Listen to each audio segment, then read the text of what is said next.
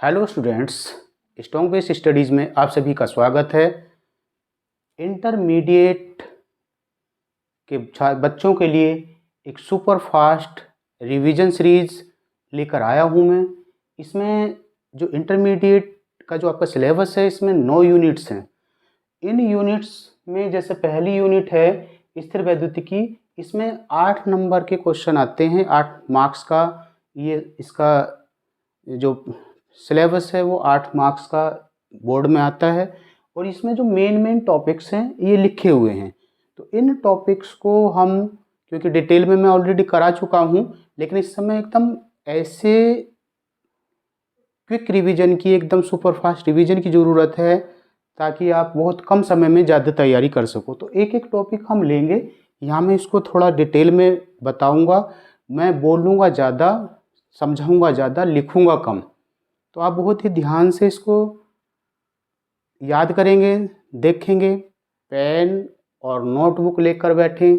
तो शुरू करते हैं। जैसे पहला पॉइंट है विद्युत आवेश तथा आवेशन। पहली बात तो समझेंगे आवेशन क्या है। मान लिया 2 वस्तुएं हैं ए और बी, और जब हम इन दोनों को आपस में क्या करेंगे, रगड़ेंगे, तो एक वस्तु से दूसरी वस्तु पर क्या हो जाएगा, ट्रांसफर ऑफ इलेक्ट्रॉन, इलेक्ट्रॉनों का ट्रांसफर हो जाएगा। और इनमें एक जो गुण है, एक टेंडेंसी क्रिएट हो जाएगी, और वो ही गुण या वो ही टेंडेंसी कहलाती है आवेश। और ये जो प्रक्रिया हो रही है ये कहलाती है आवेशन। तो एक वस्तु से दूसरी वस्तु पर ट्रांसफर ऑफ इलेक्ट्रॉन जो प्रोसेस है वो कहलाती है आवेशन। और ये जो इन पे जो गुण, इनकी जो प्रॉपर्टी क्रिएट हुई है ये कहलाती है आवेश। जैसे मान लिया एक इलेक्ट्रॉन अगर ट्रांसफर हुआ है तो इस पर कितना आ जाएगा, +1 आवेश, और इस पर आ जाएगा -1। तो इस तरह से ये हो गया विद्युत आवेश और विद्युत आवेशन। जैसे कांच की छड़ है, अगर एवोनाइट की छड़ से उसको रगड़ेंगे तो कांच की छड़ पर आ जाएगा प्लस चार्ज और एवोनाइट की छड़ पर आ जाएगा माइनस चार्ज, उतना ही चार्ज। जो आवेशन है, आवेशन 3 तरह से हो सकता है। अचालक वस्तुओं में जो आवेशन होता है फ्रिक्शन के कारण, घर्षण से होता है। जो कंडक्टर्स हैं, चालक हैं, उनमें होता है चालन द्वारा, कंडक्शन द्वारा। एक चालित वस्तु है, उसके संपर्क में जब अचालित वस्तु लाएंगे तो उसमें क्या है, ट्रांसफर ऑफ इलेक्ट्रॉन हो जाएगा और दोनों वस्तुएं क्या हो जाएंगी, आवेशित हो जाएंगी। और एक है, तीसरा है इंडक्शन। उसमें क्या है, 2 वस्तुएं आपस में संपर्क में नहीं रहती। एक अगर चार्ज है तो उसके प्रेरण के कारण दूसरी भी क्या हो जाती है, चार्ज होती है। तो आवेशन, आवेश हो गया। फिर आता है कूलाम का नियम। क्योंकि 2 तरह की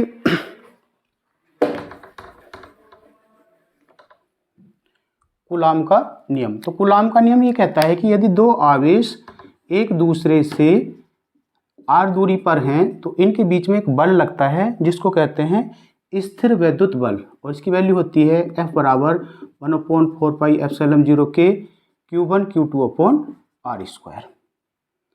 फिर कह रहा है कि इसका वेक्टर रूप क्या होगा।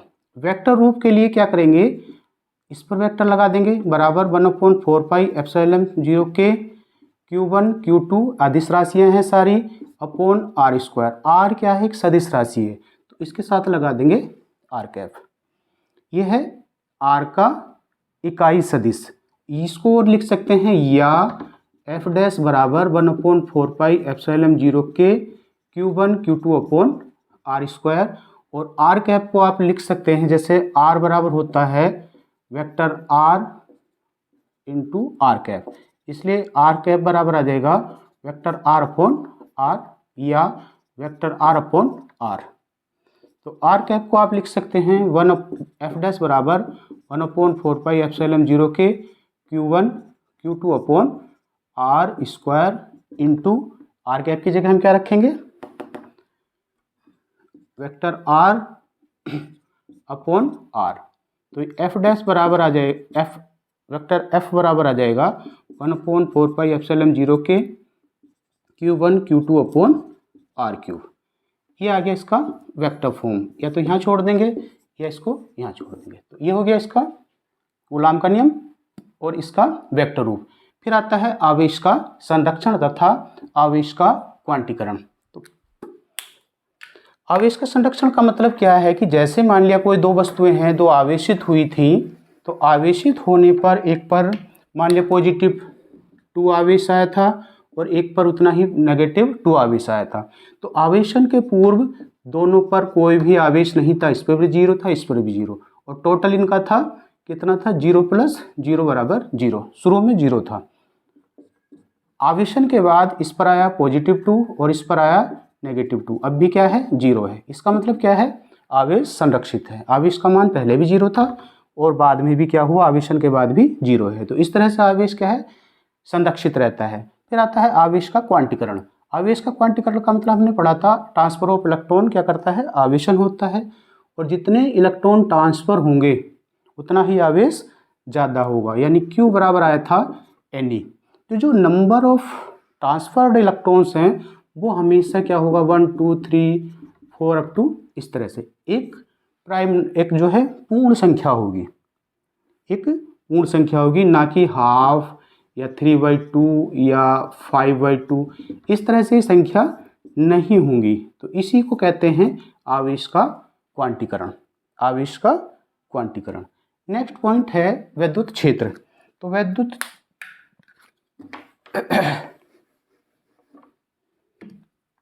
वैद्युत क्षेत्र, अभी जैसे मान लिया ये आवेश है, ये प्लस आवेश है, ये माइनस।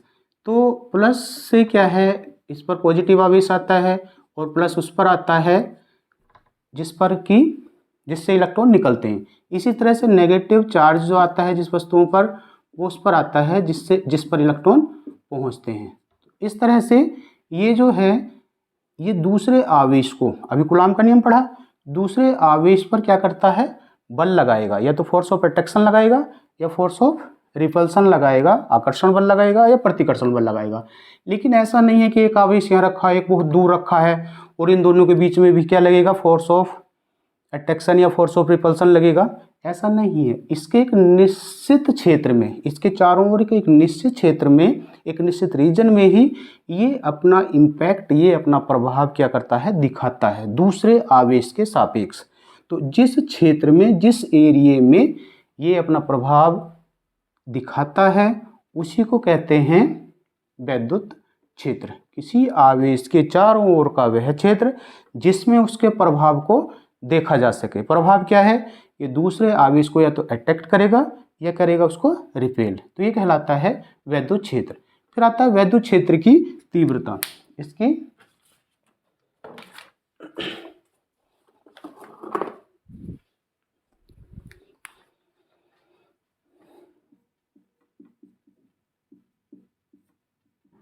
वैद्युत क्षेत्र की तीव्रता, तो तीव्रता, क्योंकि E बराबर होता है तीव्रता F/Q0। तो किसी भी परीक्षण आवेश पर जो बल लगता है, जबकि परीक्षण आवेश को हम एकांक मान लें, तो वो कहलाता है आवेश की वैद्युत क्षेत्र की तीव्रता। वैद्युत क्षेत्र की तीव्रता को E से डिनोट करते हैं, F/Q0 होता है।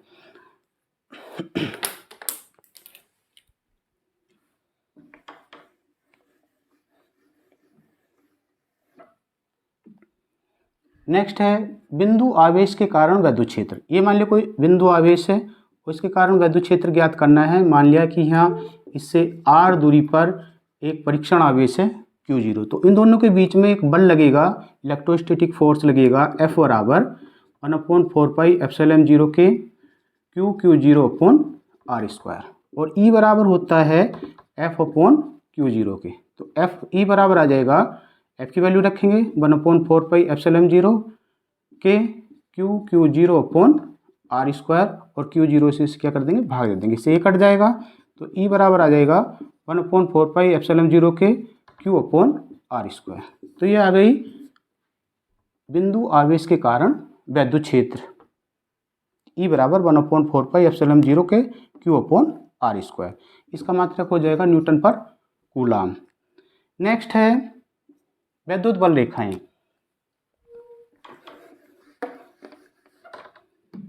तो वैद्युत बल रेखाएं क्या हैं, जैसे मान लिया ये आवेश Q है, ये आवेश -Q है, तो इस पर क्या है, बाहर की ओर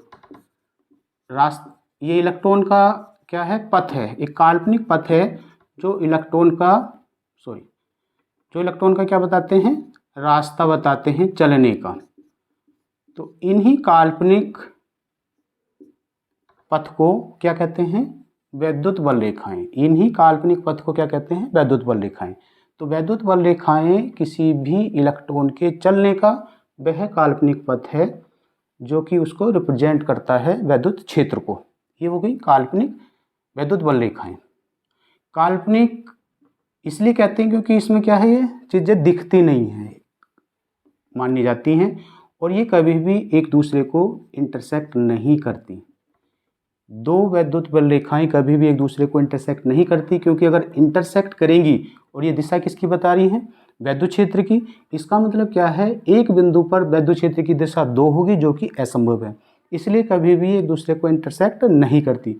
दूसरी बात है, ये कभी भी बंद पास क्लोज लूप नहीं बनाती। जब हम चुंबक वाले चैप्टर में पढ़ेंगे तो चुंबक वाले में क्या है, चुंबकीय बल रेखाएं होती हैं जो नॉर्थ टू साउथ जाती हैं, और इस तरह से ये बंद पास बना लेती हैं, क्लोज लूप बना लेती हैं, जबकि ये बंद पास नहीं बनाती। यहाँ से निकली हैं, अनंत तक जाएंगी, इसी तरह से पता नहीं कहाँ से आ रही हैं और एक बिंदु पर केंद्रित हो रही हैं। तो ये हो गई वैद्युत बल रेखाएं।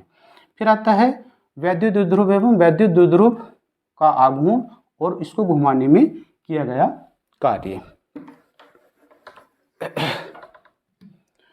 वैद्युत द्विध्रुव तब समझ में आएगा जब हम समझेंगे कि जो पदार्थ होते हैं वो आयनों के टूटने के हिसाब से दो तरह के होते हैं। एक तो होते हैं पोलर ध्रुवीय, एक होते हैं नॉन पोलर या अध्रुवीय। जो ध्रुवीय पदार्थ होते हैं वो क्या करते हैं, आयनों में टूट जाते हैं एक्वस सॉल्यूशन बनाने पर, और ये नॉन पोलर आयनों में नहीं टूटते, ये आयंस में नहीं टूटते, और ये क्या हो जाते हैं, आयंस में टूट जाते हैं। तो हम जब भी वैद्युत द्विध्रुव की बात करेंगे तो पोलर के लिए बात करेंगे, ध्रुवीय के लिए बात करेंगे। जैसे HCl है तो HCl क्या है, आयनों में टूटेगा, H आयन और Cl आयन। इसी तरह से HBr है, HBr भी किस में टूटेगा, H आयन और Br आयन में। इसी तरह से H2O है, H2O भी कहाँ टूटता है, H आयन और OH आयन में। तो इस तरह से ये सब्सटेंस कहलाते हैं पोलर सब्सटेंस। तो वैद्युत द्विध्रुव क्या हुआ, जब बहुत टीनी आवेश, छोटे आवेश अल्प दूरी पर रखे जाते हैं तो इस तरह से उनसे बना निकाय कहलाता है वैद्युत द्विध्रुव। एक शर्त ये है कि एक तो ये बहुत अल्प होने चाहिए, जैसे 1 इलेक्ट्रॉन है, यहाँ भी 1 इलेक्ट्रॉन है, और इनके बीच की दूरी भी क्या होनी चाहिए, कम होनी चाहिए। फिर आता है इसी में ये जो इसकी लंबाई लेते हैं सुविधा के लिए 2L ले लेते हैं।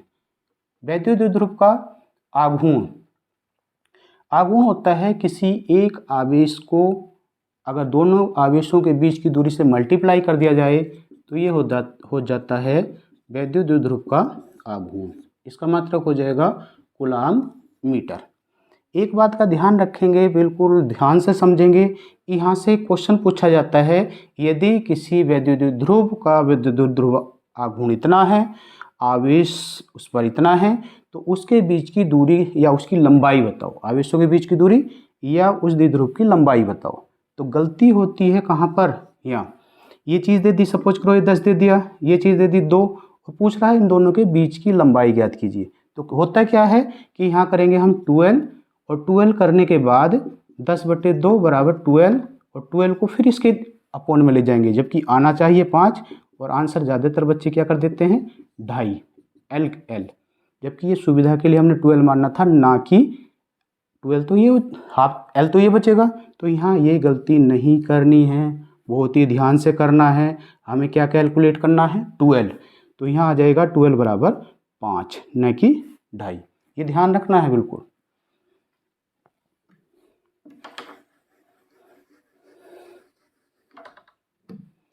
इसके बाद है वैद्युत द्विध्रुव का आघूर्ण हो गया, वैद्युत द्विध्रुव को घुमाने में किया गया कार्य, और इसका जैसे मान लिया एक समान वैद्युत क्षेत्र है, ये एक समान वैद्युत क्षेत्र E है, और वैद्युत द्विध्रुव को घुमाया जाता है। मान लिया ये वैद्युत द्विध्रुव ये था -q + q, और ये थी 2l लंबाई इसकी, और इसको क्या करा, थीटा कोण पर घुमा दिया। कितना, थीटा कोण पर घुमा दिया। थीटा कोण घुमाने पर ये जो सिरा मान लिया ए है, ये बी है, ये सिरा यहाँ तक आएगा और ये सिरा यहाँ तक आएगा।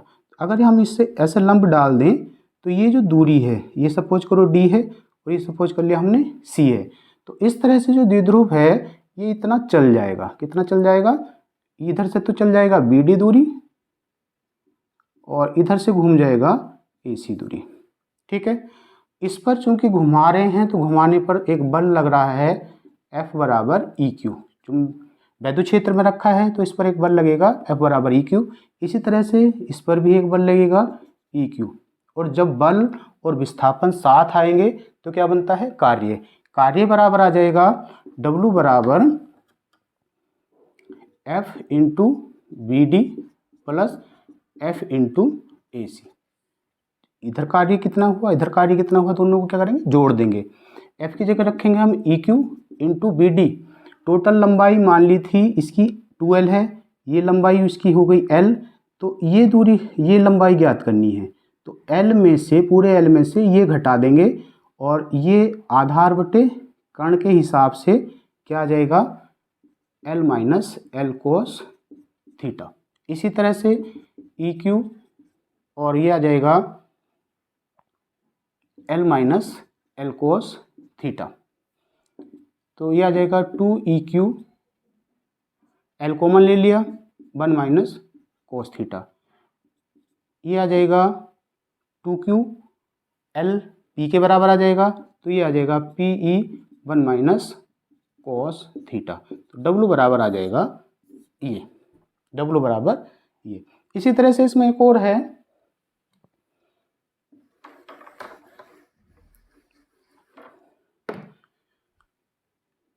चुंबकीय क्षेत्र में, वैद्युत क्षेत्र में द्विध्रुव को पर जो लगने वाला बलयुग्म है, क्या इसमें, बलयुग्म। एक और आ जाएगा बलयुग्म। तो बलयुग्म में भी ऐसे करेंगे। मान लिया कि ये कोई एक समान वैद्युत क्षेत्र है E, ये वैद्युत क्षेत्र है E, और इसमें किसी द्विध्रुव को क्षेत्र से कितना कोण घुमा दिया जाता है, थीटा कोण घुमा दिया जाता है, थीटा कोण। इसका मिडिल पॉइंट हो गया, ये -Q है, ये +Q है। +Q पर क्षेत्र की दिशा में एक बल लगेगा EQ, और -Q पर क्षेत्र की विपरीत दिशा में बल लगेगा EQ। अब चूंकि दो बल एक दूसरे के पैरेलल हैं, विपरीत हैं, तो ये एक बना लेंगे बल युग्म। इसका आघूर्ण क्या है ये कैलकुलेट करना है। तो आघूर्ण कैलकुलेट करने के लिए हमने पढ़ा था बल गुणा बल के लंबवत दूरी। ये तो लंबवत दूरी आ जाएगी, ये कितना है 2l, तो लंबवत आ जाएगा 2l। ये थीटा अगर है, थीटा कोण अगर घुमा है 2l sin थीटा, तो बराबर आ जाएगा F × लंबवत दूरी। और लंबवत दूरी कितनी थी, F की जगह EQ रखेंगे, लंबवत दूरी आई थी 2l sin थीटा। तो E × 2QL sin थीटा, ये P बन जाएगा, तो ये आ जाएगा PE sin थीटा, तो बराबर PE sin थीटा। तो इस तरह से इसमें क्या आ जाएगा, द्विध्रुव को वैद्युत क्षेत्र में घुमाने पर उस पर लगने वाला बलयुग्म, जो कार्य करने वाला बलयुग्म है, वो आ जाएगा टो बराबर PE sin थीटा। फिर आता है वैद्युत फ्लक्स।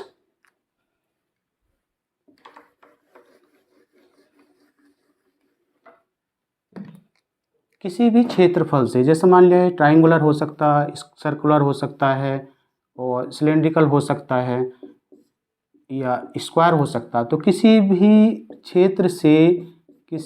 क्षेत्र से गुजरने वाली वैद्युत बल रेखाओं की संख्या को कहते हैं वैद्युत फ्लक्स। यदि इसका क्षेत्रफल किसी भी एक को ले लें, इसका क्षेत्रफल A है, तो इसको लिख सकते हैं फाई बराबर E डॉट A या फाई बराबर होता है ई ए कॉस थीटा। ये होता है किसी भी क्षेत्र से गुजरने वाली वैद्युत बल रेखाओं की संख्या को क्या कहते हैं, वैद्युत फ्लक्स कहते हैं। फाई बराबर ई ए कोस थीटा। फिर आता है वैद्युत ध्रुव के कारण उत्पन्न वैद्युत क्षेत्र।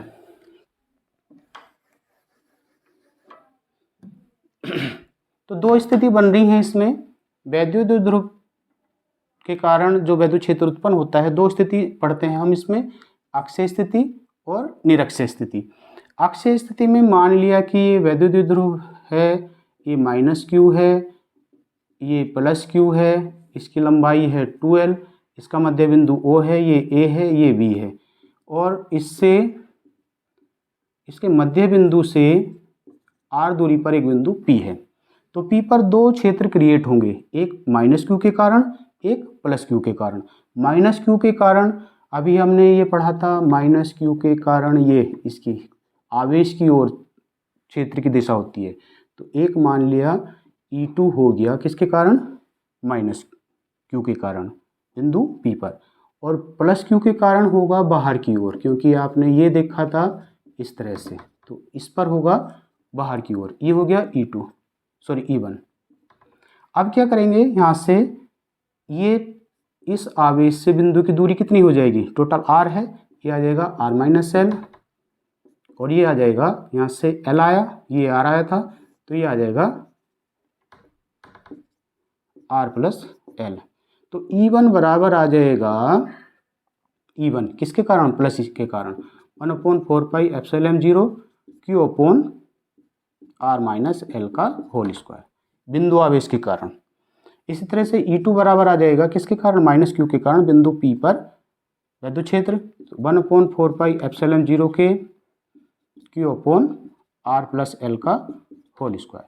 अब चूंकि इनमें क्या है, यहाँ परिणामी तीव्रता देखनी है, तो परिणामी तीव्रता के लिए E1 क्या है, ग्रेटर देन है E2 के। क्यों, क्योंकि ये छोटी संख्या से भाग दी जा रही है या बड़ी संख्या से भाग दी जा रही है, तो E1 की वैल्यू ज़्यादा आएगी, E2 की वैल्यू कम आएगी। तो इसलिए परिणामी तीव्रता आ जाएगी E बराबर E1 माइनस E2।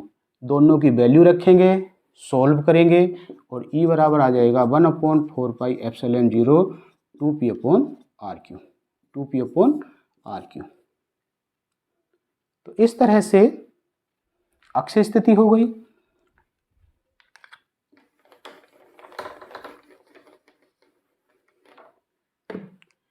निरक्षीय स्थिति, निरक्षीय स्थिति में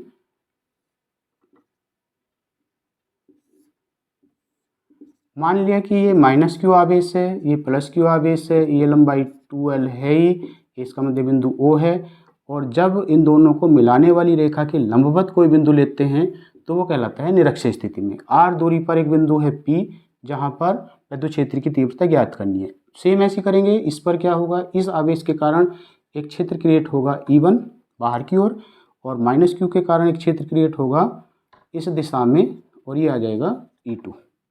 ये कोण अगर थीटा है तो ये कोण भी होगा थीटा, क्योंकि एकांतर कोण है।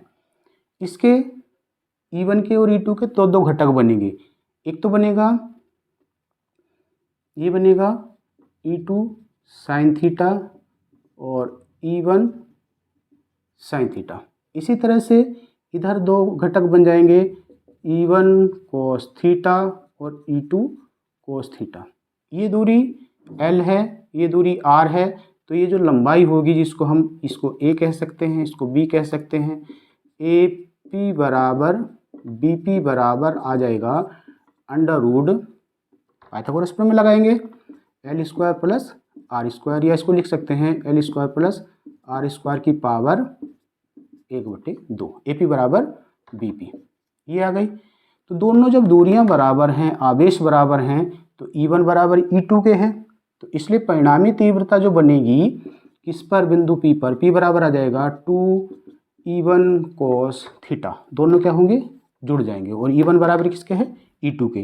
बस वैल्यू रख देंगे, 2 इंटू ये वैल्यू आएगी E1 की 1/4 pi epsilon 0 Q upon R square plus L square की पावर कितनी थी, हाफ, और जब स्क्वायर करेंगे तो कितना हो जाएगा, पावर हाफ का स्क्वायर 1 इंटू कोस थीटा। अब किसी एक ट्राइंगल से कोस की वैल्यू निकाल लेंगे, और कोस की वैल्यू क्या होती है, आधार बटे कर्ण। आधार कितना बनेगा l, और कर्ण कितना बनेगा l square plus r square की पावर हाफ। तो 2 into Q upon 4 pi epsilon 0 into 1 upon r square plus l square into l upon r square plus l square की पावर हाफ। ये आ जाएगा 2QL upon 4 pi epsilon 0 into ये आ जाएगा 1 upon r square plus l square की power 3/2, 1 plus half 3/2 आ जाएगा। अब चूंकि r की तुलना में l बहुत छोटी राशि है, और छोटी राशि का और अगर वर्ग कर दें तो और ज़्यादा छोटी हो जाएगी, इसलिए r स्क्वायर की तुलना में l स्क्वायर को क्या करेंगे, छोड़ देंगे, और छोड़ते ही ये तो p बन जाएगा और ये बन जाएगा r की पावर 3। तो e बराबर आ जाएगा 1 upon 4 pi epsilon 0 p upon r cube. निरक्षीय स्थिति में ये आ जाएगा।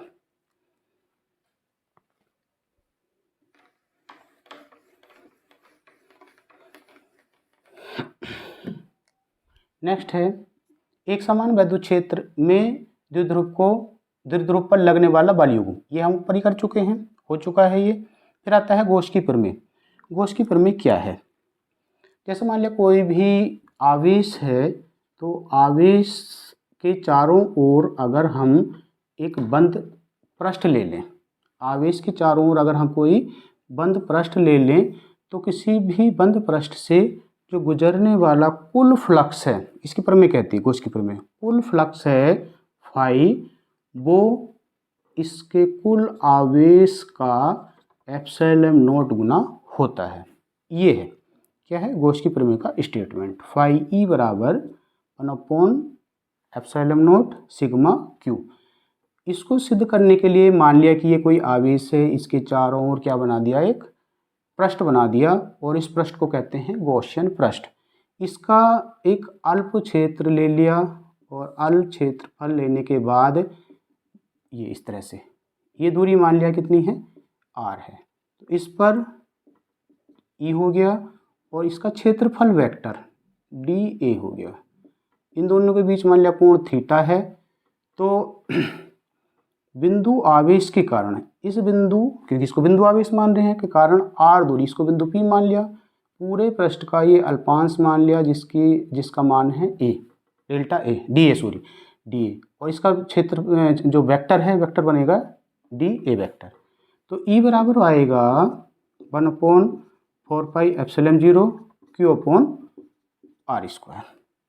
ये क्या हो गया E। अब चूंकि जो फ्लक्स है फाई E बराबर होता है E into D A,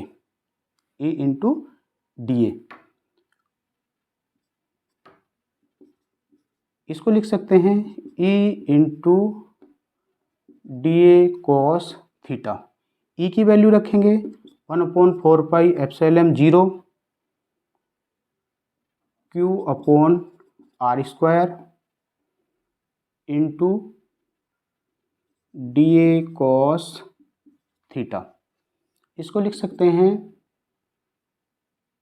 Q upon 4 pi epsilon 0 D A cos theta upon r square.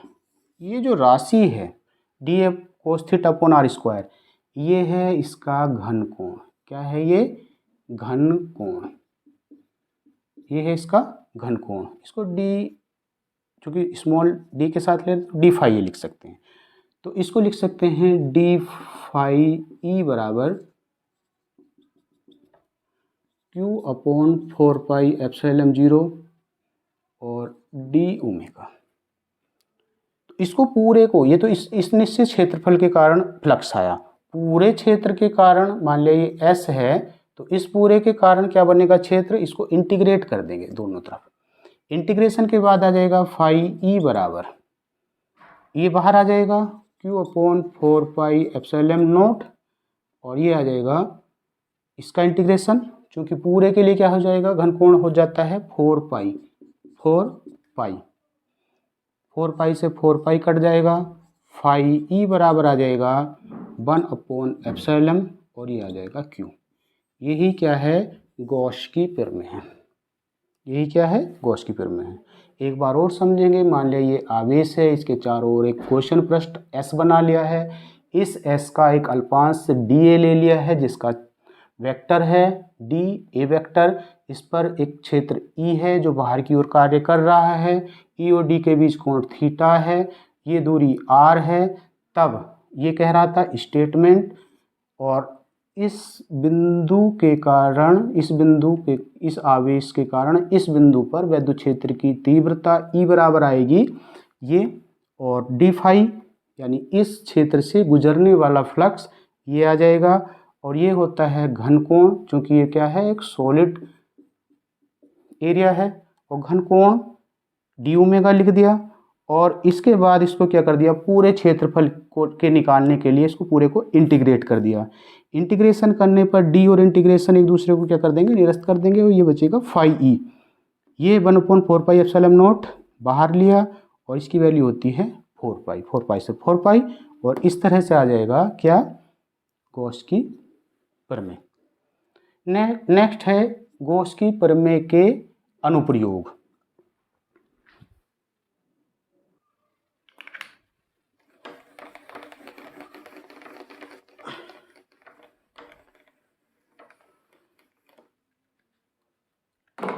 Next है गॉस की प्रमेय के अनुप्रयोग। तो इसमें हम 3 अनुप्रयोग देखेंगे। अनंत लंबाई के सीधे तार के द्वारा विद्युत क्षेत्र, आवेशित समतल चादर के कारण उत्पन्न विद्युत क्षेत्र, तथा आवेशित अचालक गोले की अलग अलग पोजीशन में विद्युत क्षेत्र क्या क्रिएट होगा। तो सबसे पहले देखेंगे अनंत लंबाई के सीधे तार। मान लिया अनंत लंबाई का एक सीधा तार है, और तार की लंबाई है L, और इस पर आवेश है +Q, इस पर आवेश है +Q, और इसकी लंबाई है L। तो इसके चारों ओर क्या करेंगे, एक गॉसियन पृष्ठ बना लेंगे, एक गॉसियन पृष्ठ बना लेंगे इस तरह से, क्योंकि हमें गॉस की प्रमेय से ये सिद्ध करना है। तो एक गॉसियन पृष्ठ बना लिया, और इस गॉसियन पृष्ठ की लंबाई हो गई L, और गॉसियन पृष्ठ का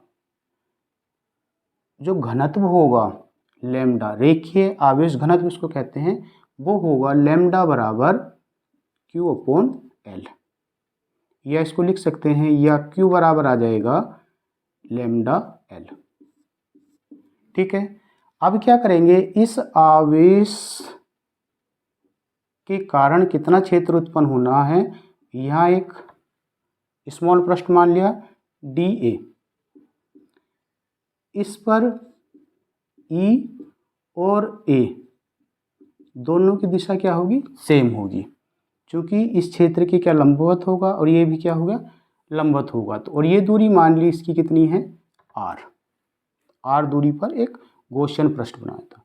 इसी तरह से मान लिया कि अगर यहाँ ये dA ले लिया है, तो इसमें क्या होगा, इसका क्षेत्रफल तो ये होगा, क्षेत्रफल वेक्टर, और E होगा ये, तो इन दोनों के बीच में कोण बनेगा 90।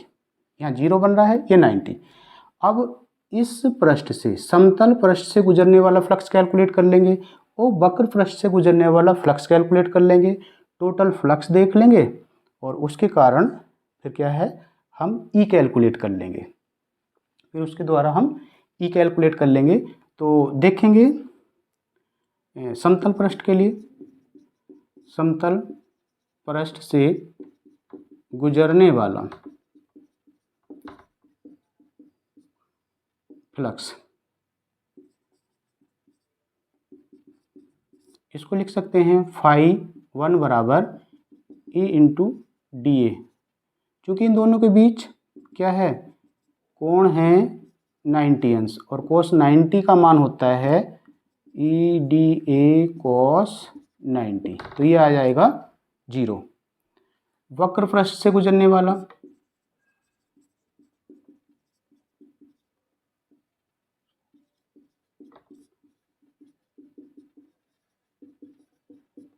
φ2 बराबर आ जाएगा ई डी ए, दोनों की दिशा एक है तो ई इंटू डी ए आ जाएगा, ये इंटू डी ए, cos 0 का मान 1 होता है। इसलिए जो टोटल आ जाएगा, टोटल फ्लक्स वो आ जाएगा फाई बराबर E into D A, E into D A.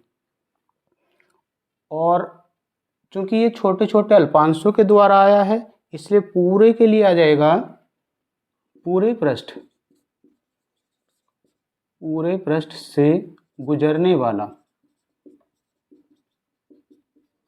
Flux phi बराबर आ जाएगा E into D A. D A का मतलब जब इसको पूरे को इंटीग्रेट करेंगे तो पूरे पृष्ठ का क्षेत्रफल जो बनेगा बेलन का होता है 2 पाई आर एल, 2 पाई आर एल। तो फाई बराबर इतना आ गया, फाई बराबर इतना। अब गॉस की प्रमेय क्या कहती है,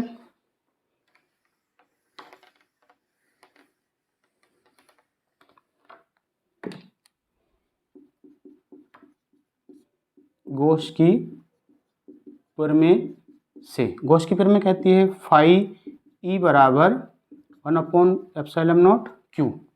इन दोनों की कंपेयर कर देंगे, ये आ जाएगा 1/ε0 क्यू बराबर ई इंटू 2 पाई आर एल, 2 पाई आर एल। तो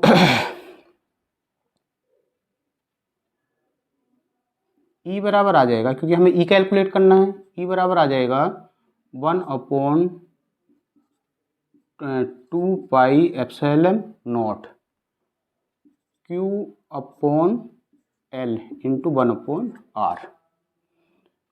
क्यू अपॉन एल क्या था, लैम्डा। तो ई बराबर आ जाएगा 1/2 पाई आर, या इसको लिखेंगे 2 pi epsilon naught lambda upon R. ये हो गया किसके, अनंत लंबाई के तार द्वारा उत्पन्न वैद्युत क्षेत्र की तीव्रता। ई बराबर 1/4 pi epsilon naught lambda upon are.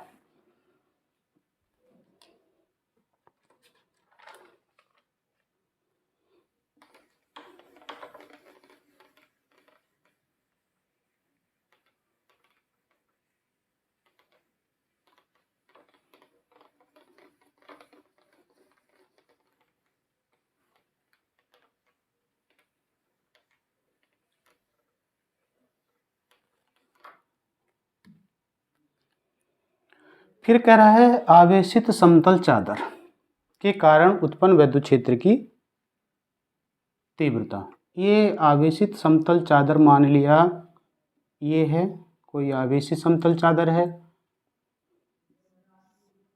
जिस पर आवेश Q है, ये Q आवेश है। तो इसके द्वारा कितना वैद्युत क्षेत्र क्रिएट होगा ये ज्ञात करना है। क्योंकि चादर पर आवेश पूरी तरह से पूरे दोनों साइड फैला हुआ है एक समान रूप से, तो वो दोनों साइड काम करेगा। मान लिया कि यहाँ बिंदु P है और इतनी ही दूरी पर एक बिंदु आ जाएगा P डैश। इसको एक छोटा सा यहाँ गॉसियन पृष्ठ बना लेंगे, इसे मिलाती हुई क्या करेंगे, एक रेखा खींचेंगे और ये बन जाएगा एक इस तरह से एक गॉसियन पृष्ठ। अगर हम इस पर वैद्युत क्षेत्र क्रिएट कर लें, उत्पन्न जो हुआ है बिंदु R P पर R दूरी पर, इसी तरह से ये भी बिंदु कितना है R दूरी पर है, अगर इस पर हम कैलकुलेट कर लें तो क्या हो जाएगा, फिर इसको पूरे को इंटीग्रेट कर देंगे और इंटीग्रेट करने के बाद टोटल फ्लक्स आ जाएगा। उस फ्लक्स की कंपेयर कर देंगे गॉस के प्रमेय से, ई कैलकुलेट कर लेंगे। तो मान लिया कि ये क्षेत्रफल है dA, इसका क्षेत्रफल भी कितना है dA। इस पर जो क्षेत्र क्रिएट हो रहा है मान लिया E है और ये वेक्टर ले लिया, इसी तरह से ये भी वेक्टर बना लिया और ये भी क्या है EA। तो ई और ए जो है क्या होगा, यहाँ लंबवत एक ही दिशा में होंगे। ई और ए एक ही दिशा में होंगे और एक ही दिशा में होने के कारण जो टोटल फ्लक्स आ जाएगा फाई बराबर आ जाएगा, या डी फाई बराबर आ जाएगा phi one plus phi two. Phi one इसे मान लेंगे, फाई टू इसे मान लेंगे, और फाई वन बराबर आ जाएगा E into D A cos zero. Cos zero की मान वैल्यू 1 होती है, इन दोनों के बीच में कोण कितना हो गया 0, plus E D A cos zero, तो ये आ जाएगा ई टू, दोनों 2 ई डी ए, ये आया डी फाइव ई। ठीक है, अब टोटल जो होगा, टोटल हो जाएगा टोटल हो जाएगा, इसको क्या करेंगे हम इंटीग्रेट करेंगे, फाई ई बराबर 2e इंटू ए, 2e इंटू ए, दोनों तरफ जब इंटीग्रेशन का चिन्ह लगाएंगे ऐसे देख लेंगे, sign of integration D phi E बराबर 2e बाहर sign of integration D A, तो ये दोनों क्या है एक दूसरे के अपोजिट काम करते हैं। ये ऑपरेटर इंटीग्रेशन का है, डिफरेंशिएशन का है, इस तरह से डिफरेंशिएशन का, ये इंटीग्रेशन का है, तो ये आ जाएगा फाई बराबर 2e इंटू ए। ये इक्वेशन फर्स्ट मान ली। अब मान लिया कि इसका जो आवेश घनत्व है, पृष्ठ आवेश पृष्ठ घनत्व क्या है, सिग्मा बराबर है क्यू अपॉन ए। सिग्मा बराबर है क्यू अपॉन ए, एकांक क्षेत्रफल पर कितना आवेश है वो कहलाता है आवेश पृष्ठ घनत्व। सिग्मा बराबर आया क्यू अपॉन ए, और गॉस की प्रमेय क्या कहती है, फाई ई बराबर 1 अपॉन एप्सिलॉन नॉट क्यू। इन दोनों की कंपेयर कर देंगे। ये समीकरण अगर 2 है तो समीकरण 1 व 2 से, समीकरण 1 और 2 से आ जाएगा 2e ए बराबर 1 अपॉन एप्सिलॉन 0 इंटू क्यू, तो ई बराबर आ जाएगा 1 upon 2 epsilon naught Q upon A. ये किसके बराबर था, ये याद करो, ये था सिग्मा के बराबर, तो ये आ जाएगा ई बराबर 1 upon 2 epsilon not into sigma upon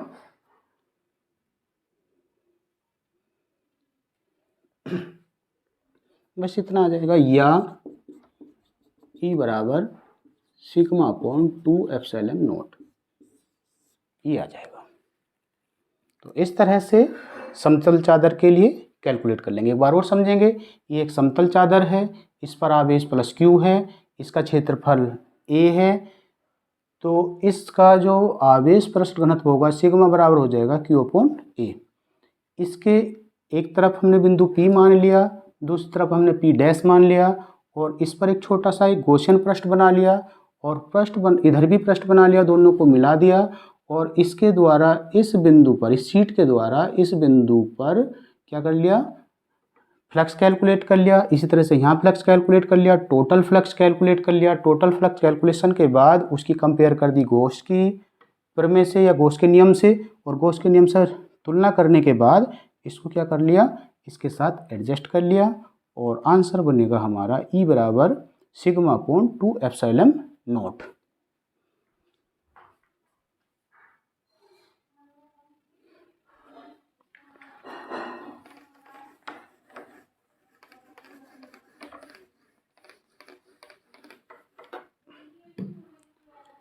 next है आवेशित अचालक गोले द्वारा उत्पन्न विद्युत क्षेत्र की तीव्रता का व्यंजक।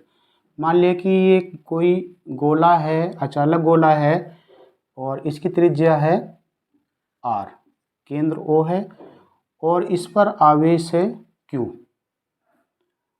इसके भीतर एक स्मॉल r दूरी पर एक छोटा गोला मान लिया, और इस पर आवेश मान लिया Q डैश है।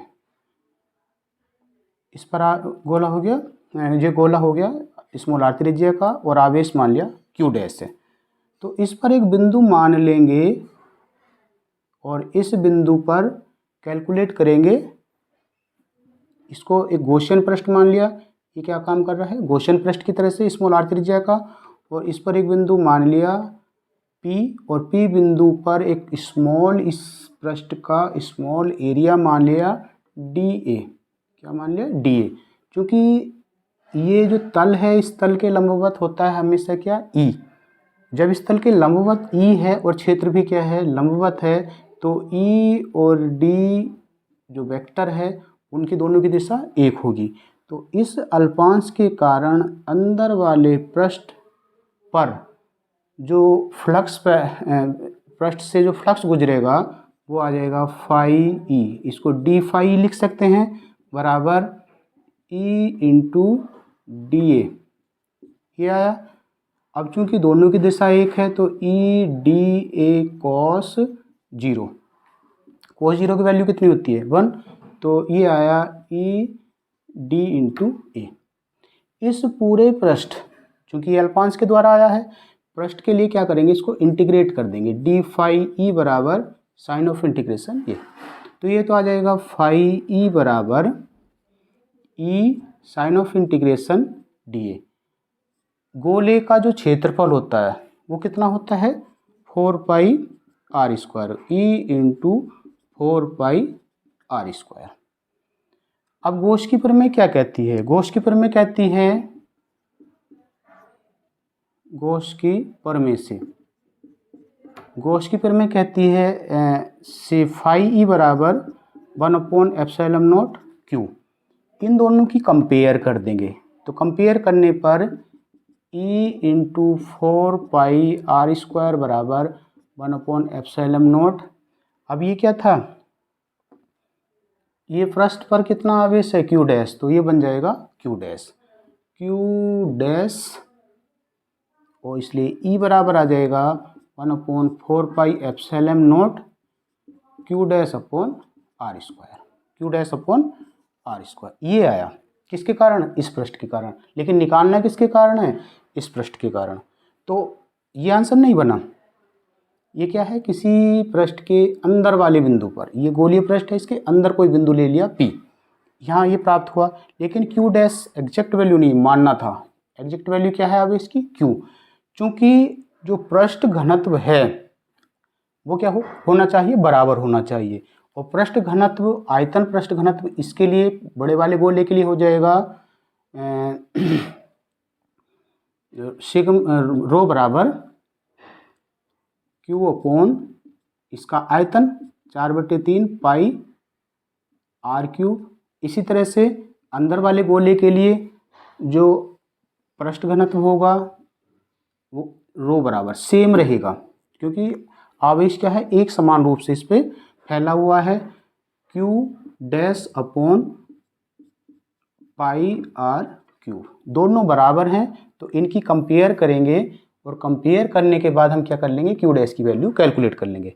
क्यू डैश की वैल्यू कैलकुलेट करने के बाद यहाँ रख देंगे और हम क्या है, रिजल्ट पर पहुँच जाएंगे। तो ये आ जाएगा Q dash upon 4/3 pi R cube बराबर Q upon 4/3 pi capital R cube. इससे ये कट जाएगा, तो क्यू डैश बराबर आ जाएगा Q R cube upon capital R cube, या क्यू डैश बराबर आ जाएगा Q R upon capital R की पावर 3। ये इतना आया। तो क्यू की वैल्यू उठा करके क्या कर रखेंगे, यहाँ रख देंगे। तो ई बराबर आ जाएगा 1/4 पाई एप्सिलॉन नॉट क्यू की वैल्यू आई थी कितनी, क्यू डैश की वैल्यू आई थी Q upon R square into R upon R की पावर 3। तो ई बराबर 1/4 pi epsilon 0 Q upon R cube into R. ये आ जाएगा इसका, किसके, इस गोले के अंदर किसी बिंदु पर विद्युत क्षेत्र की तीव्रता का सूत्र। ठीक है, तो ये तो आया गोले के भीतर किसी बिंदु पर P पर, पहला पॉइंट हो गया, ये आया। अब क्या है, हम देख रहे हैं कि गोले के पृष्ठ पर कितना होगा, ये क्योंकि ये तो माना था, इसके पृष्ठ पर कितना होगा। तो पृष्ठ पर निकालने के लिए जब ये पृष्ठ पर कैलकुलेट करेंगे तो क्या है, ये बिंदु किसमें, जो R है, R प्रोपोर्शनल हो जाएगा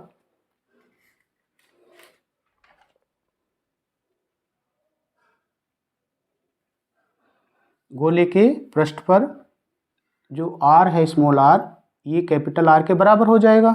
तो यहाँ वैल्यू रखेंगे R की जगह कैपिटल R। तो देख लेंगे इसको भी,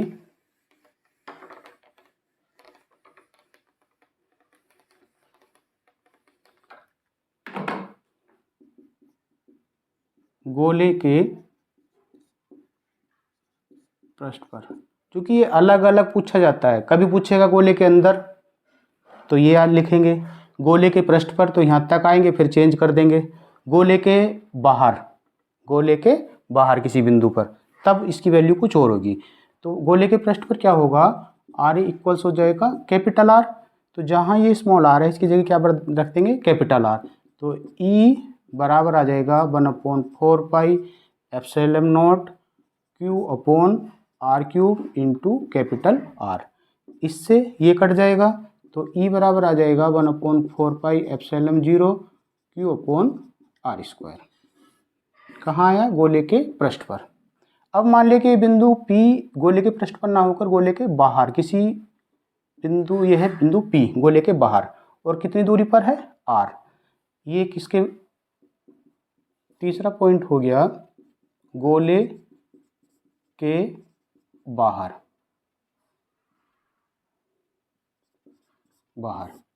small r greater than capital R के हो जाएगा। जब small r greater than capital R के हो जाएगा तो ये जो आवेश है Q, ये क्या करेगा, ये गोला पूरा किसकी तरह से करेगा, बिंदु आवेश की तरह से व्यवहार। कैसे करेगा, बिंदु आवेश की तरह से व्यवहार। और इस बिंदु पर जो तीव्रता होगी वो होगी जो हमने कैलकुलेट की थी, बिंदु आवेश के कारण विद्युत क्षेत्र की तीव्रता, उसके आधार पर 1/4 pi epsilon not Q upon R square, Q upon R square. तो इस तरह से 3 पॉइंट मिले हैं, कौन कौन से, गोले के अंदर, गोले के पृष्ठ पर और गोले के बाहर। इन तीनों से रिलेटेड एक ग्राफ आता है, इन तीनों से रिलेटेड एक ग्राफ आता है, और वो ग्राफ बहुत ही आसान तरीके से समझ लेंगे। देखो, जो अंदर है, पहला है गोले के अंदर, तो E स्मॉल, इस तरह से ग्राफ बनता है, स्मॉल r और E में ग्राफ बनाया जाता है, स्मॉल r और E में। मान लिया कि गोला है ये, गोला, ये गोला है और ये है इसकी त्रिज्या r। तो इस तरह से ये पॉइंट बना लेंगे ऐसे। जो E है गोले की त्रिज्या तक क्या होगा, इस तरह से बढ़ेगा, और इसके बाद पृष्ठ पर ये ऐसा आएगा और ये एक्सपोनेंशियली ड्रॉप होगा। तो इस तरह से E और R के बीच ग्राफ बनता है। इसको समझ लेंगे, ये गोला यही वाला है, ये इसकी त्रिज्या R है। हमने जो पहले केस में पढ़ा था, E जैसे जैसे R बढ़ रहा है वैसे वैसे E बढ़ रहा है, कहाँ तक, गोले के पृष्ठ तक, गोले के पृष्ठ तक। तो वो ये है, यहाँ से क्या है, R कांस्टेंट है क्योंकि R घट बढ़ नहीं रहा, किस पे देख रहे, स्मॉल r पे। तो यहाँ से आएगा E proportional small r, E proportional small, बाकी सारी चीज़ें क्या हो गई, कांस्टेंट हो गई। तो E प्रोपोर्शनल स्मॉल r के, जैसे जैसे r बढ़ेगा वैसे वैसे E बढ़ेगा, जैसे जैसे r बढ़ेगा वैसे वैसे E बढ़ेगा। तो ये जो पोर्शन आएगा, ये आएगा गोले के अंदर, गोले के पृष्ठ पर, गोले के पृष्ठ पर। गोले के पृष्ठ पर r इक्वल्स हो गया था किसके, r के, यानी कि स्मॉल r इसमें है ही नहीं, स्मॉल r पे डिपेंड ही नहीं कर रहा। जब स्मॉल r पे डिपेंड नहीं कर रहा है, e इज कांस्टेंट कहाँ पर, इस बिंदु पर, तो e कांस्टेंट का मतलब ये बिंदु आएगा। जैसे जैसे r के साथ e क्या है, नियत होगा। इसके बाद है गोले के बाहर, गोले के बाहर ये चीज़ क्या है, नियत है, तो ई प्रोपोर्शनल आया 1/r², ई प्रोपोर्शनल आया 1/r²। तो जैसे जैसे r की वैल्यू बढ़ाएंगे वैसे वैसे ई की वैल्यू क्या होगी, घटेगी, बट कैसे, स्क्वायर में, एक्सपोनेंशियली घटेगी। और इसी तरह से जो गोला है, इसके गोले के बाहर ई की वैल्यू क्या हो रही है, r के साथ घट रही है। तो बहुत ही अच्छे से इसको समझ लेंगे।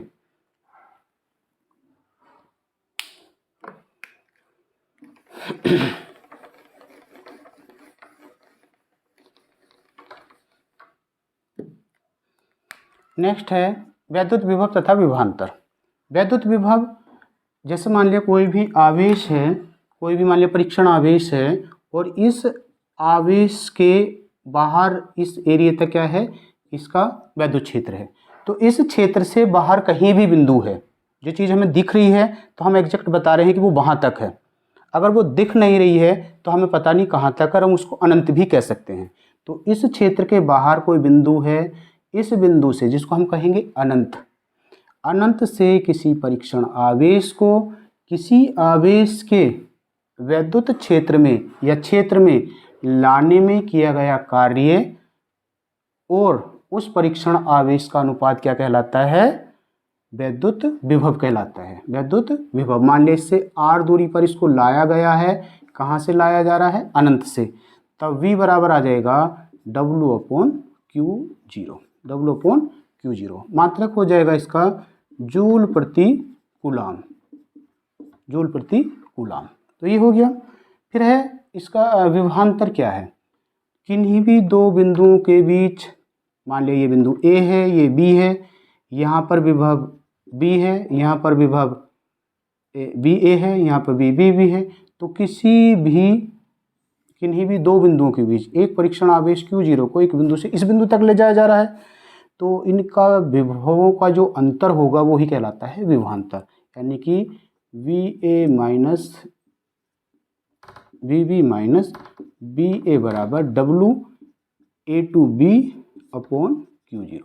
किसी परीक्षण आवेश को या किसी आवेश को एक बिंदु से दूसरे बिंदु तक ले जाने पर दोनों बिंदुओं के विभवों का जो अंतर होता है उसी को कहते हैं विभवांतर। इसका मात्रक भी जूल प्रति कूलाम, इसको वोल्ट भी लिखते हैं या वोल्ट, इसको भी क्या लिख सकते हैं, या वोल्ट। ठीक है, ये चीज़ क्लियर हुई। फिर है बिंदु आवेश के कारण वैद्युत विभव, बिंदु आवेश के कारण वैद्युत विभव। ये कोई बिंदु आवेश है और इससे r दूरी पर एक परीक्षण आवेश है, तो इन दोनों के बीच में एक बल लगेगा F बराबर 1/4πε0 Q0/r²।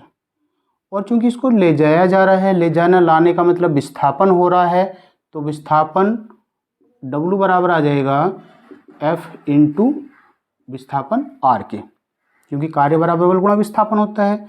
बल की वैल्यू रखेंगे 1/4πε0 Q0/r² इंटू R। ठीक है, R से R कट जाएगा, W आ गया, इसलिए V बराबर आ जाएगा 1/4πε0 Q0/Q0 इंटू R, क्योंकि V बराबर होता है W/Q0। ठीक है, तो इसलिए V बराबर आ जाएगा 1/4πε0 Q0 से Q0 Q/R। बिंदु आवेश के कारण वैद्युत विभव की वैल्यू आ जाएगी V बराबर 1/4πε0 Q/R। फिर आता है समविभव पृष्ठ।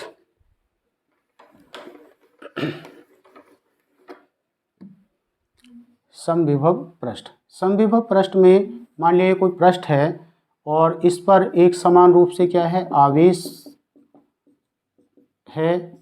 तो समविभव पृष्ठ ऐसा पृष्ठ होता है जिसके प्रत्येक बिंदु पर विभव समान हो। क्वेश्चन यहाँ से बनता है कि एक आवेश को किसी समविभव पृष्ठ पर बिंदु इतने से इतने तक ले जाया जाता है, तो किए गए कार्य की गणना कीजिए।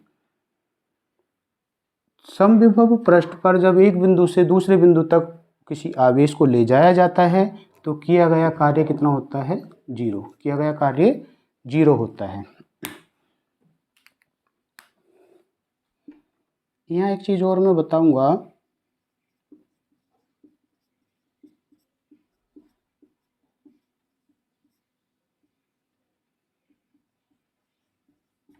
ये दोनों स्थिति में अक्षीय और निरक्षीय, द्विध्रुव के कारण विभव अक्षीय और निरक्षीय स्थिति में। इसको समझ लेंगे, वो शॉर्ट में मैं इसको बता देता हूँ। मान लिया कि ये माइनस क्यू है, ये प्लस क्यू है और ये एक वैद्युत द्विध्रुव है। इसकी लंबाई 2l है, इसका मध्य बिंदु O है। ये लंबाई बनेगी l और ये भी l बनेगी और ये मान लिया बिंदु A है, ये B है। तो इससे अक्षीय स्थिति का मतलब दोनों को मिलाती हुई रेखा पर, ये अक्षय की बात कर रहे हैं हम।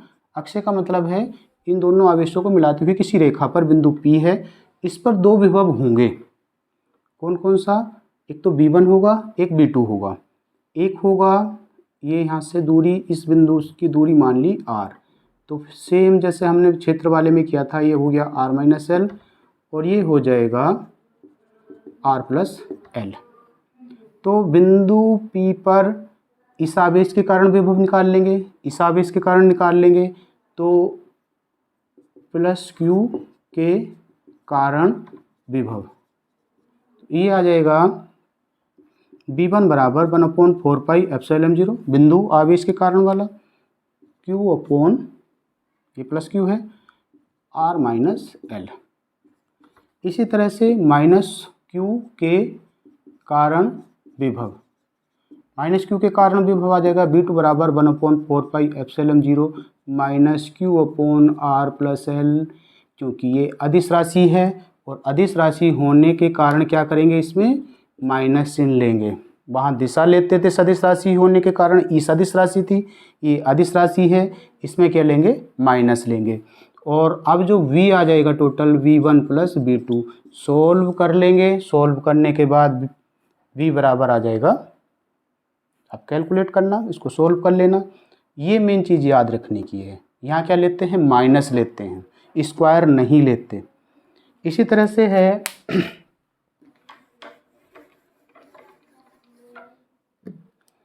निरक्षीय स्थिति में। निरक्षीय स्थिति का मतलब जैसे क्षेत्र में किया था, -q + q O L L, यहाँ से r दूरी पर एक बिंदु P है और इस बिंदु की जो दूरी होगी यहाँ से, इसको A मान लिया, इसको B मान लिया। AP बराबर BP बराबर आ जाएगा सेम √L² + R², दोनों के लिए बराबर होगी। तो इस बिंदु पर एक तो बनेगी V1 बराबर 1/4πε0 q/r + r² + l² की पावर ½ और दूसरी बनेगी B2 दूसरे आवेश के कारण 1/4πε0 -q/, दूरी अब भी बराबर है दोनों के बीच की, r² + l² की पावर ½ तो टोटल जो होगा v बराबर आ जाएगा V1 + V2। दोनों की वैल्यू रख देंगे और वैल्यू रखने के बाद एक प्लस का एक माइनस का है, ये क्या हो जाएंगे, एक दूसरे को कैंसिल कर देंगे और आंसर आ जाएगा 0। ये क्वेश्चन अलग से पूछा जाता है।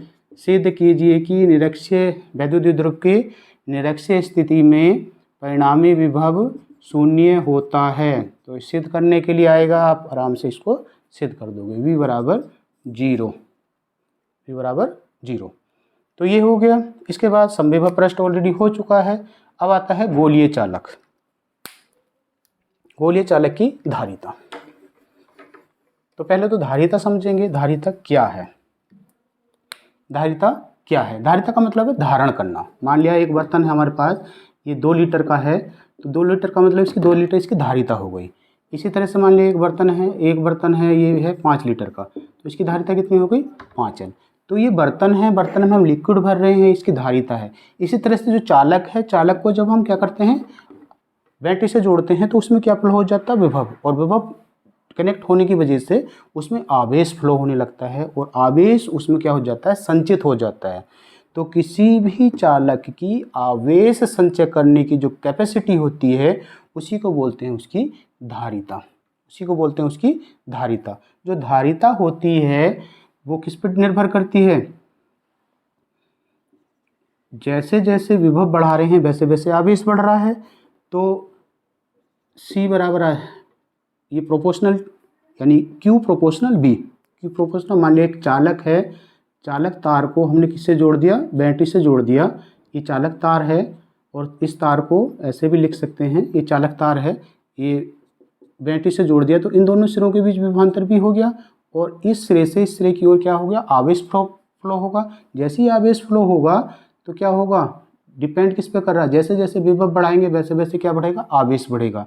तो Q प्रोपोर्शनल B के हो गया, और जो Q प्रोपोर्शनल B होगा, प्रोपोर्शनलिटी का चिन्ह हटाने के लिए C आ जाएगा, C भी आ जाएगा, तो C बराबर आ जाएगा Q/V। जो C है ये ही क्या है? उस चालक की धारिता है, उस चालक की धारिता है, कैपेसिटी है। इसको कूलाम प्रति वोल्ट लिखते हैं, या इसको फैराड भी लिखते हैं, या इसका मतलब फैराड भी बनेगा। तो अब है गोलीय चालक की धारिता।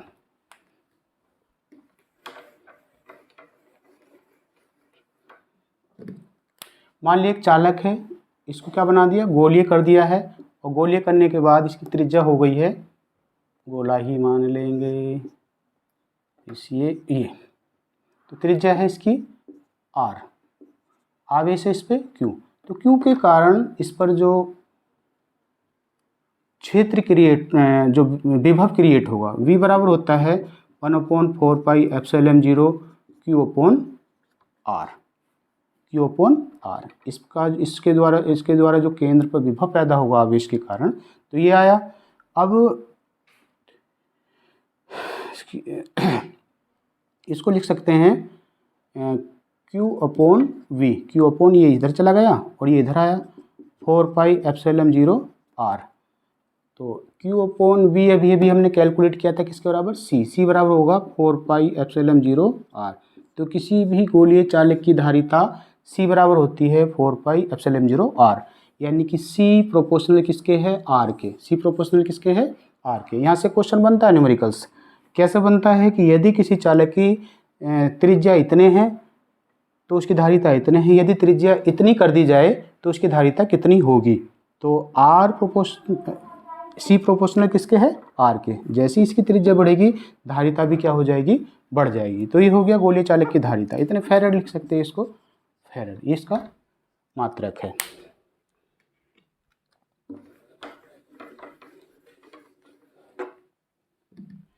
नेक्स्ट पॉइंट है संधारित्र क्या है? तो संधारित्र किन्हीं भी दो एक सी प्लेटों को एक साथ एडजस्ट कर दिया जाए तो ये कहलाता है संधारित्र, कैपेसिटर।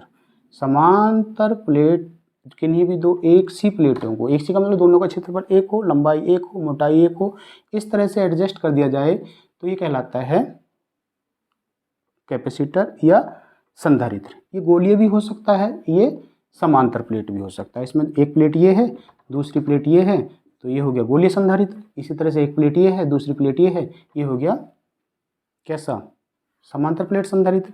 फिर कह रहा है समांतर प्लेट संधारित्र की धारिता। धारिता कब? जब परावैद्युतांक पूर्ण रूप से उसके बीच में भरा हो और जब इसमें आंशिक रूप से भरा हो।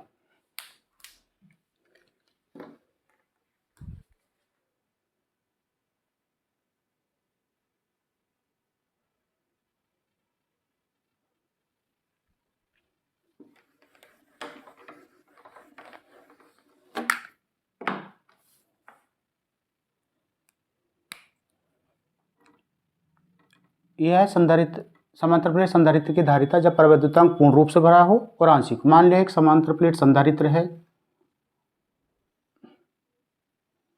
जो प्लेट x और y से मिलकर बना है। दोनों प्लेटों के बीच की दूरी d है। दोनों प्लेटों का क्षेत्रफल a है और इनके बीच में एक प्रवैद्युतांक पदार्थ भरा है जिसका प्रवैद्युतांक कितना है, k है। जैसे इस प्लेट को हम क्या देंगे, सोर्स से जोड़ेंगे, बैटरी से जोड़ेंगे, तो इस पर क्या आ जाएगा, आवेश आ जाएगा। और इंडक्शन के कारण इस दूसरी प्लेट पर भी क्या हो जाएगा, आवेश आ जाएगा। एक्स्ट्रा आवेश को कहाँ भेज देंगे, इस तरह से इसमें भेज देंगे। कहाँ पर, अर्थ में।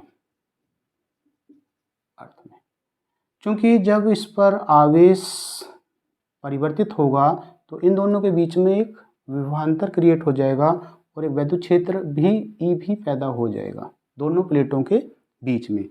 यदि दोनों प्लेटों का आवेश घनत्व सिग्मा बराबर Q/A है, सिग्मा बराबर ये है, तो E बराबर होता है σ/ε, या इसको लिख सकते हैं E बराबर σ/K/ε। यदि इन दोनों प्लेटों के बीच, यहाँ से इसको क्या दिया था, सोर्स दिया था, यानी बैटरी से इसको जोड़ा था। यदि दोनों प्लेटों के बीच इस स्थिति में विभवांतर पैदा हो जाए कितना, V, तब E बराबर होता है V/d के। E बराबर होता है V/d के। तो यहाँ क्या करेंगे हम, E की जगह रख देंगे V, तो ये आ जाएगा V/d बराबर σ/K/ε0। सिग्मा किसके बराबर था, Q/A के, तो V/d बराबर सिग्मा की वैल्यू रखेंगे Q/A/K/ε0। इसको लिख सकते हैं K/ε0A/d बराबर Q/C के, Q/V के।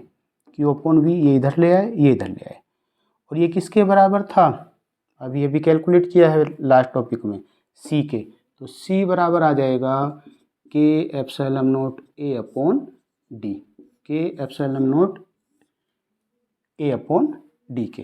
तो C, अभी ये क्वेश्चन इस तरह से पूछा जाता है कि समांतर प्लेट संधारित्र की धारिता कैलकुलेट कीजिए जबकि उसके बीच प्लेटों के बीच परावैद्युतांक पूर्ण रूप से भरा हुआ है। एक क्वेश्चन इसी में पूछ लेता है कि समांतर प्लेट संधारित्र की धारिता किन किन फैक्टर्स पर, किन किन बातों पर निर्भर करती है। तो यहाँ से समझेंगे संधारित्र की धारिता, ये क्वेश्चन दूसरा, C प्रोपोर्शनल हो जाएगा K, C प्रोपोर्शनल हो जाएगा A के, और C प्रोपोर्शनल हो जाएगा D, इन्वर्सली प्रोपोर्शनल हो जाएगा D के। इसका मतलब क्या है, यदि प्लेटों के बीच में परावैद्युत पदार्थ भर दिया जाए तो क्या होगा, इसकी धारिता बढ़ जाएगी, पहली बात। दूसरी, यदि प्लेटों का क्षेत्रफल बढ़ा दिया जाए, प्लेट छोटी है, चौड़ी कर दी, प्लेटों का क्षेत्रफल बढ़ा दिया जाए तब भी धारिता क्या होगी, बढ़ जाएगी। भाई प्लेट बड़ी होगी, उस पर आवेश ज़्यादा संचित होगा और जितना ज़्यादा आवेश उस पर आएगा उसकी धारिता उतनी ही ज़्यादा हो जाएगी। दूसरा, प्लेटों के बीच की दूरी बढ़ा दी जाए तो क्या है, धारिता घट जाएगी। दूरी से क्या प्रभाव पड़ रहा है, दूरी बढ़ने से इंडक्शन जो हो रहा है था, प्रेरण के कारण जो इस पर क्या हो रहा था, ये प्रेरण के कारण जो आवेश आ रहा था, दूरी होने पर वो उतना आवेश शायद ना आए और इसलिए इसकी धारिता घट जाती है। तो ये चीज़ क्लियर हो गई। दूसरा कह रहा है कि यदि इसके बीच में आंशिक रूप से ये भरा है,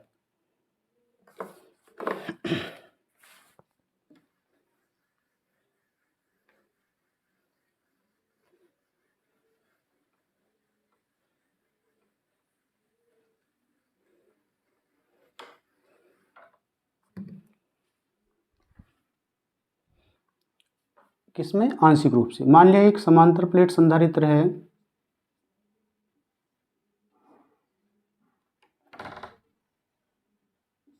ये प्लेट X है, ये Y है, ठीक है। क्षेत्रफल इसका A है, इसका भी A है, दोनों के बीच की दूरी डी है और इसके बीच में एक धातु का एक पट्टी लगा दी है, स्लैब लगा दिया है और जिसकी मोटाई है टी।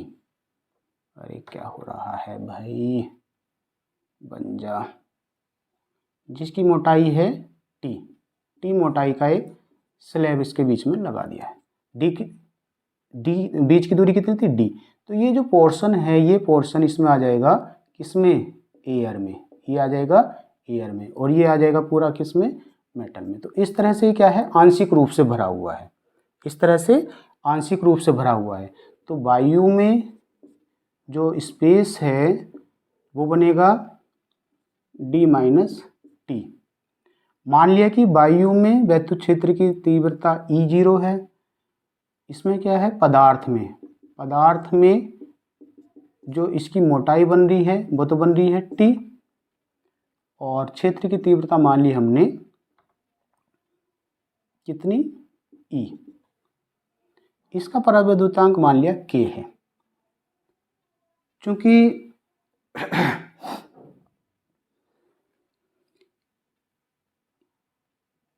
E बराबर होगा Q/ε0A, कितना, E0।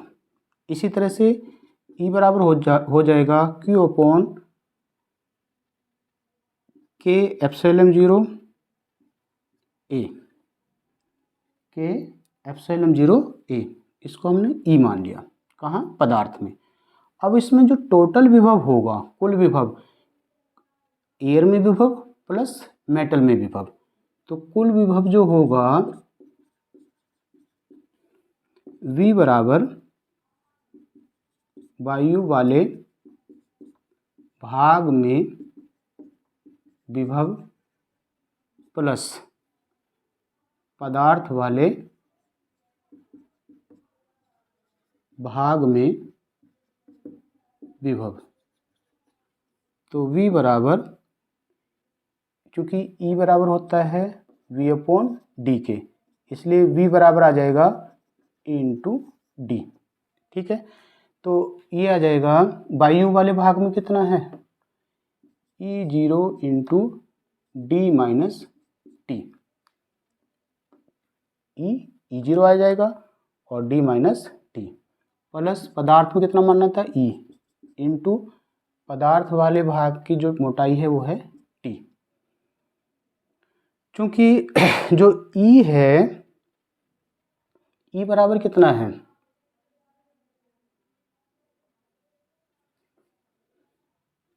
ये दोनों वैल्यू रखेंगे तो V बराबर आ जाएगा E0 यानी Q/ε0A D minus T plus Q/ε0A into T. इसमें से Q/A कॉमन ले लेंगे, V बराबर Q/ε0A कॉमन ले लिया, तो ये बचा D minus T plus T/K। इसको लिख सकते हैं, या इसको इधर पक्षांतर कर लिया और इसको अपोन में ले लिया, तो यह आ जाएगा ε0A/D minus T plus T/K बराबर Q/V। ये किसके बराबर था, C के। तो इसलिए आ जाएगा C बराबर ε0A/D minus T plus T/K। तो ये आ जाएगा किसके लिए, जब समांतर प्लेट संधारित्र की प्लेटों के बीच में आंशिक रूप से कोई पदार्थ भरा है, परावैद्युत पदार्थ भरा है, तब उसकी धारिता C बराबर आ जाएगी ε0A D minus T plus T/K। इसको और समझेंगे।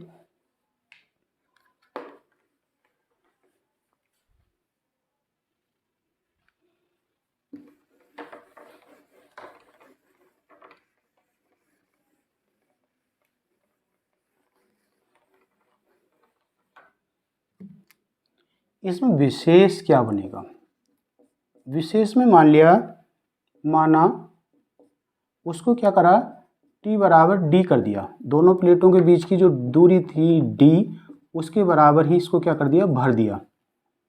तो D बराबर T क्या आ गया, तो D बराबर T जब यहाँ रखेंगे, C बराबर epsilon 0 A upon D minus T। D जब T के बराबर है तो ये टर्म क्या होगी, 0, क्योंकि ये D माइनस D आ जाएगी, ये 0 हो जाएगी, प्लस D बराबर T के, तो ये आ जाएगा, T की जगह D आया अपॉन K, इससे 0 आया, तो C बराबर आया था K epsilon 0 A upon D। यही तो पढ़ा था भाई, समांतर प्लेट संधारित्र की धारिता कब, जब उसमें पूर्ण रूप से भरा हो पराबद्ध पदार्थ, तो तब यही तो आया था। नेक्स्ट पॉइंट है संधारित्रों का संयोजन। तो संधारित्रों को दो तरह से संयोजित कर सकते हैं, श्रेणी क्रम और समांतर क्रम। मान लिया कि 3 संधारित्र हैं जिनकी धारिताएं C1, C2, C3 हैं, और इनको क्या कर दिया, एक वेंटी से जोड़ दिया जिसका विभव क्या है, V है। तो इस पर जो आवेश, क्योंकि धारा प्रवाहित होगी, तो इस पर जो आवेश होगा, आवेश कहीं भी क्या हुआ, बट नहीं रहा है। जब आवेश बट नहीं रहा है तो इस पर भी आवेश क्यों होगा, इस पर भी आवेश क्यों होगा, इस पर भी आवेश क्यों होगा। तो ये याद कर लेंगे, याद रखना है, क्या रखना है, बहुत ही महत्वपूर्ण बात है कि इसमें आवेश क्या होता है, समान होता है, आवेश समान रहता है। जो आवेश समान है और धारिताएं अलग अलग हैं तो इनके बीच में क्या विभव या विभवांतर क्या है, बदल जाएगा। तो टोटल विभव आ जाएगा V बराबर V1 plus V2 plus V3, क्योंकि V बराबर होता है Q अपॉन C। यदि इस पूरे समायोजन की कुल धारिता या तुल्य धारिता C है तो ये आ जाएगा Q अपॉन C बराबर Q upon C1 plus Q upon C2 plus Q upon C3। Q common लेके काट देंगे, 1 अपॉन C बराबर 1 upon C1 plus 1 upon C2 plus 1 upon C3। तो इस तरह से तुल्य धारिता आ जाएगी 1 अपॉन C बराबर 1 upon C1 plus 1 upon C2 plus 1 upon C3।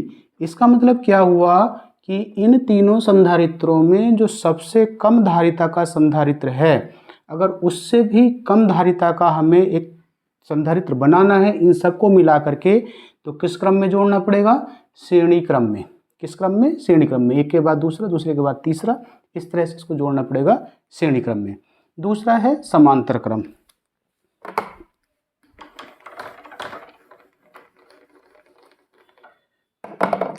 समांतर क्रम में मान लिया 3 संधारित्र हैं जिनकी धारिताएं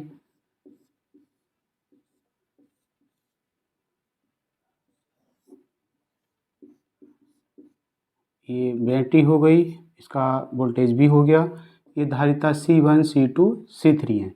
जैसे यहाँ से धारिता I आएगी या कहना चाहिए आवेश Q आएगा तो ये 3 जगह बढ़ जाएगा, Q1, Q2, Q3। लेकिन सभी के पहले और दूसरे सिरे किससे जुड़े हुए हैं, बैटरी के टर्मिनल से। पहले वाले को देखेंगे ये जुड़ा हुआ है, दूसरे का भी ये डायरेक्ट जुड़ा हुआ है। तो इसका मतलब क्या हुआ, इन तीनों में, ये भी याद रखने वाली बात है, याद कर लेंगे, ध्यान से समझ लेंगे, इन तीनों में क्या होगा, विभव समान होगा। पहले आवेश समान था, इसमें क्या होगा, विभव समान होगा। यही बात मेन याद करने की है। जब विभव समान है, आवेश Q बट गया है Q1 Q2 में, तो Q बराबर आ जाएगा Q1 plus Q2 plus Q3। Q बराबर होता है CV। यदि तुल्य धारिता इसकी क्या है, C है, तो CV बराबर आ जाएगा C1V plus C2V plus C3V। V common लेके काट देंगे, C बराबर C1 plus C2 plus C3। इनको सीधे सीधे क्या कर देंगे, श्रेणी क्रम में, समांतर क्रम में जोड़ देंगे। इसका मतलब क्या हुआ, यदि इन तीनों में जो सबसे अधिक संधारित्र है, जिस धारिता का, जिस संधारित्र की जो धारिता सबसे अधिक है, यदि उससे भी बड़ी धारिता का संधारित्र बनाना है तो उन्हें किस क्रम में जोड़ना पड़ेगा, समांतर क्रम में।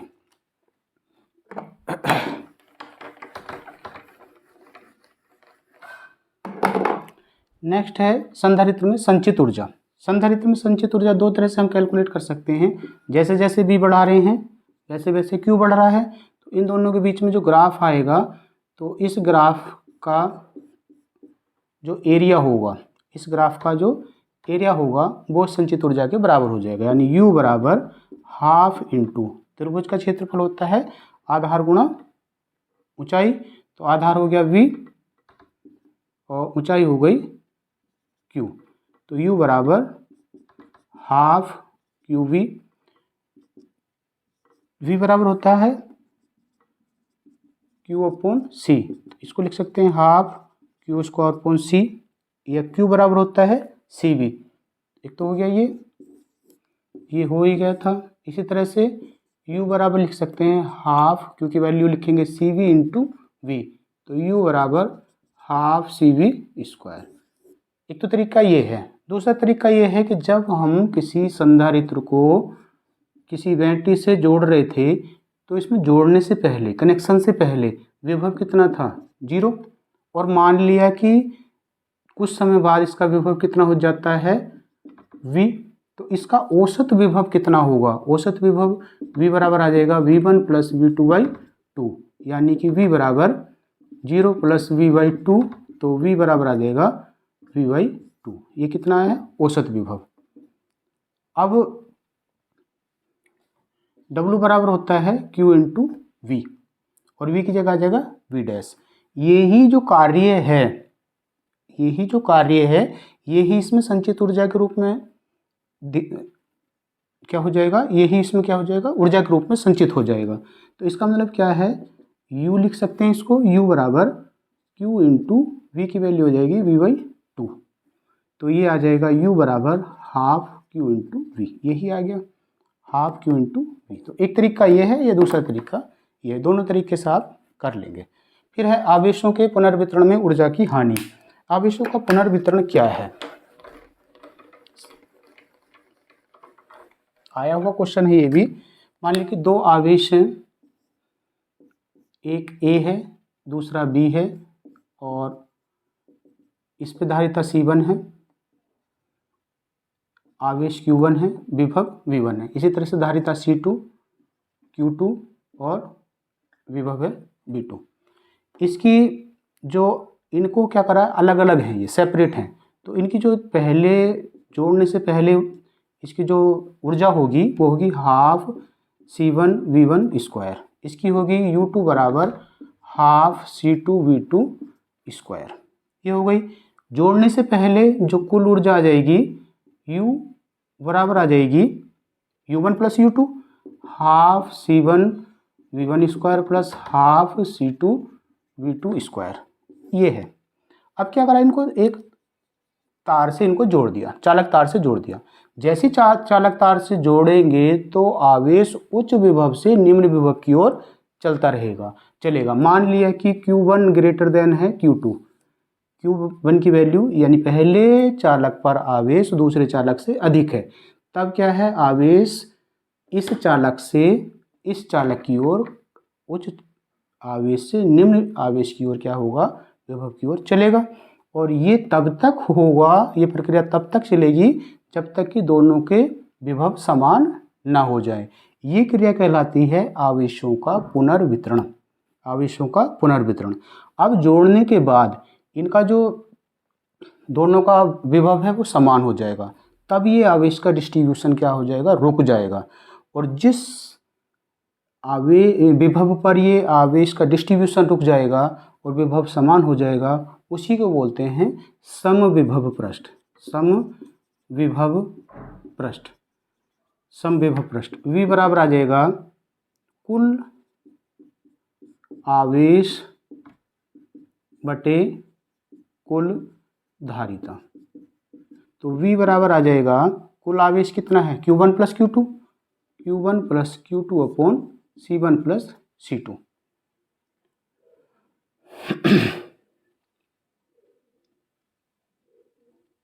तो ये आया, इसको क्या Q बराबर लिख सकते हैं CV, तो V बराबर आ जाएगा C1 V1 plus C2 V2 upon C1 plus C2। तो ये आया समविभव पृष्ठ।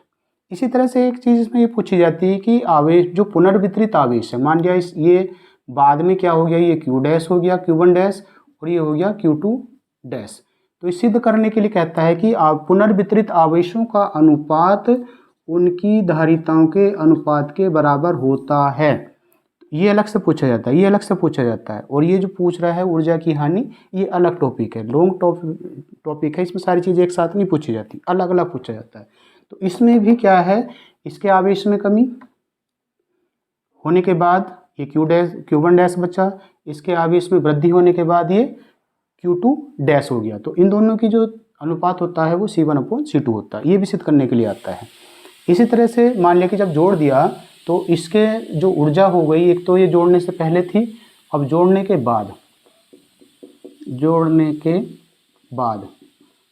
बाद U डैश बराबर आ जाएगी half C1V² plus half C2V², क्योंकि दोनों का विभव समान हो गया। इनमें जो अंतर आएगा डेल्टा U बराबर U डैश माइनस U, दोनों की वैल्यू रखेंगे, इधर V की वैल्यू यहाँ से उठाकर रखेंगे, इसको कैलकुलेट करेंगे। यदि ये पॉजिटिव आता है और पॉजिटिव ही आएगा तो क्या होगा, ऊर्जा की हानि होगी। इसके बाद बस कैलकुलेशन बची है, आप क्या करेंगे, इसको कैलकुलेट कर लेंगे। जैसे ये है, ये आसानी से हो जाएगा। मान लिया कि पुनर्वितरित होने के बाद Q1 dash upon Q2 dash, तो इसकी जो दोनों के विभव समान हो गए, V हो गए, तो ये आएगा C1V अपॉन C2V, ये इससे ये कट जाएगा, तो Q1 dash upon Q2 dash बराबर आ जाएगा C1/C2। ये तो आराम से सिद्ध हो जाएगा। इसमें भी क्या करेंगे, बस सिर्फ इसकी वैल्यू रख के कैलकुलेशन रह गई, और ये टर्म आनी चाहिए पॉजिटिव। इसका मतलब क्या है कि आवेशों के पुनर्वितरण में ऊर्जा की हानि होती है। नेक्स्ट और लास्ट टॉपिक है वान डे ग्राफ जनित्र क्या है।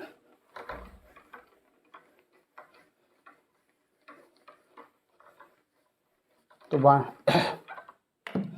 डे ग्राफ जनित्र के द्वारा क्या उच्च विभव और उच्च आवेश क्या उत्पन्न किया जा सकता है। जैसे मान लिया कि ये दो पुली हैं और इन पर एक बेल्ट है इस तरह से, ठीक है। इसको पुली को घुमाने के लिए एक मोटर लगा दी गई है, और मोटर इस तरह से एग्जैक्ट बना लेंगे, ये है मोटर, और मोटर से इसको घुमाया जा रहा है।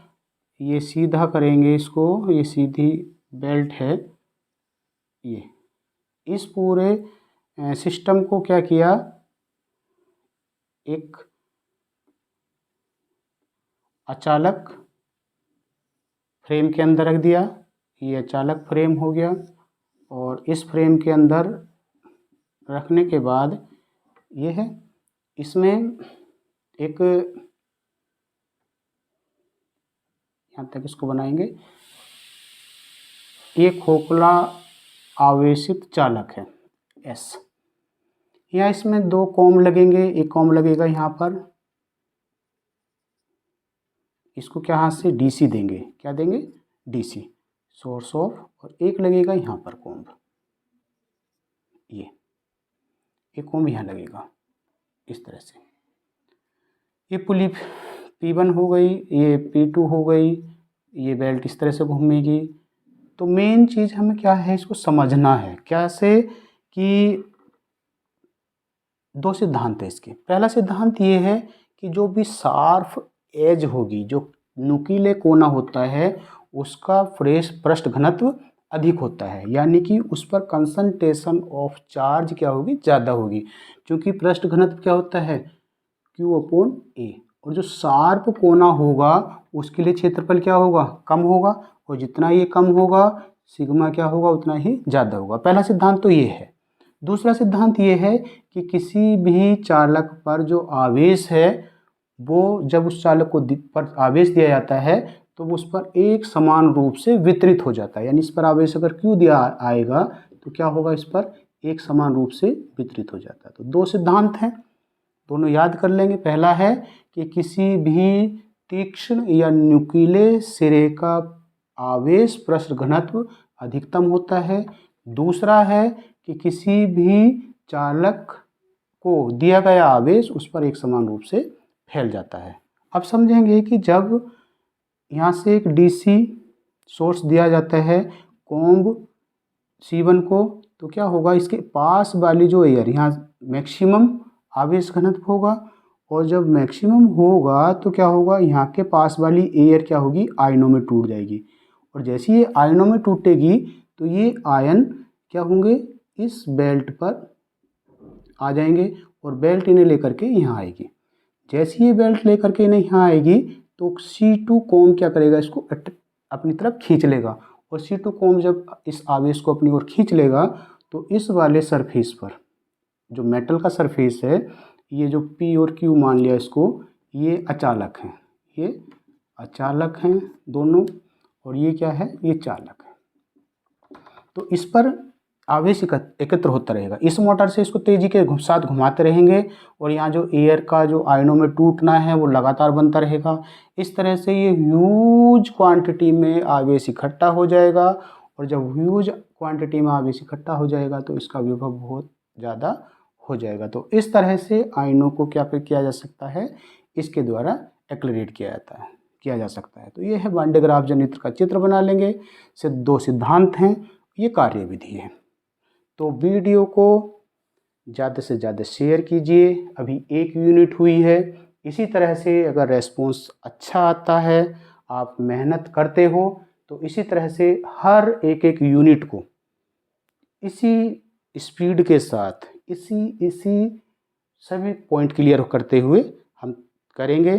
तो वीडियो को ज़्यादा से ज़्यादा शेयर कीजिए, चैनल को सब्सक्राइब कीजिए। Thank you.